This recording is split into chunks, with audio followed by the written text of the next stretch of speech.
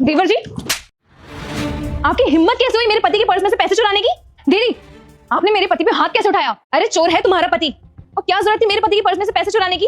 क्या मेरे पति खर्च करने के लिए पैसे नहीं देते इन्हें, जो इन्हें चोरी करने की जरूरत पड़ गई? मैंने कोई चोरी नहीं करी, मैंने भैया से पैसे मांगे थे, भैया देना भूल गए तो मैंने पर्स से निकाल लिया। क्या गलती करी मैंने? अरे तो क्यों चाहिए आपको पैसे? क्या जरूरत है खर्चा करने की? आपके भैया सब कुछ देते तो हैं आपको। और एक बात बताइए, क्या आपको पता नहीं घर में कितनी दिक्कत चल रही है? और अगर आप दोनों को घूमना ही है ना, तो अपने पैसों से घूमिए। ये मेरे पति के पर्स में से पैसे चुराने की जरूरत नहीं है। दीदी, आपका ये फ्रस्ट्रेशन है ना, मेरे पति पे मत उतारो। आपको जलन हो रही है ना मुझसे कि मेरे पति मेरे को बाहर घुमाने लेके जाते हैं और आपके पति नहीं, इसलिए तो दिक्कत हो रही है आपको। हाँ, हो रही है दिक्कत, क्योंकि आप दोनों जो ये घूमने जा रहे हैं ना, मेरे पति के चुराए हुए पैसों से घूमने जा रहे हैं। अरे शर्म नहीं आती आप दोनों को?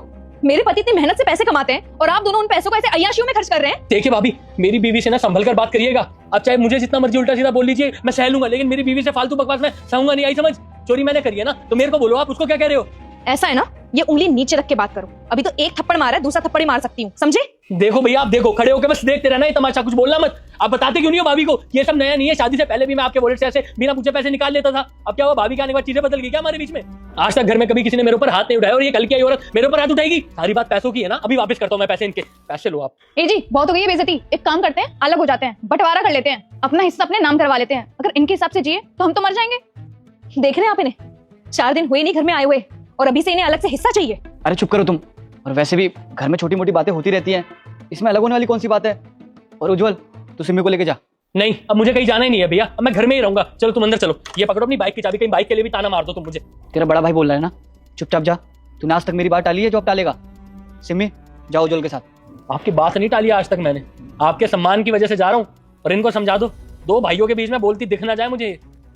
अरे मुझे बात समझ में नहीं आ रही कि मेरी गलती क्या है। पैसे चुराए इन्होंने और उल्टा आप मुझे समझा रहे हैं। अरे तुम चुप हो जाओ, कोई बात नहीं, जाने दो। बैठो यार तुम।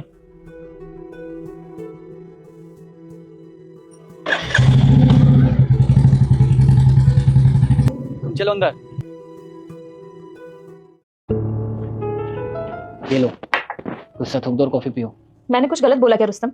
पूरा घर का खर्चा मेरे हाथ में, घर संभालना मेरे हाथ में। अब कोई फालतू खर्चा करेगा तो मुझे गुस्सा तो आएगा ही ना। और वैसे भी मैंने जो बोला बिल्कुल सही बोला। अरे कल को पैसे बचेंगे तो हमारे काम आएंगे ना, लेकिन वो मेरी बात समझते ही नहीं है। यार वो छोटा भाई है मेरा, और तुम सबके सामने उस पर हाथ उठाओगे तो अच्छा लगेगा क्या? और वो समझ जाएंगे, अभी बच्चे हैं वो।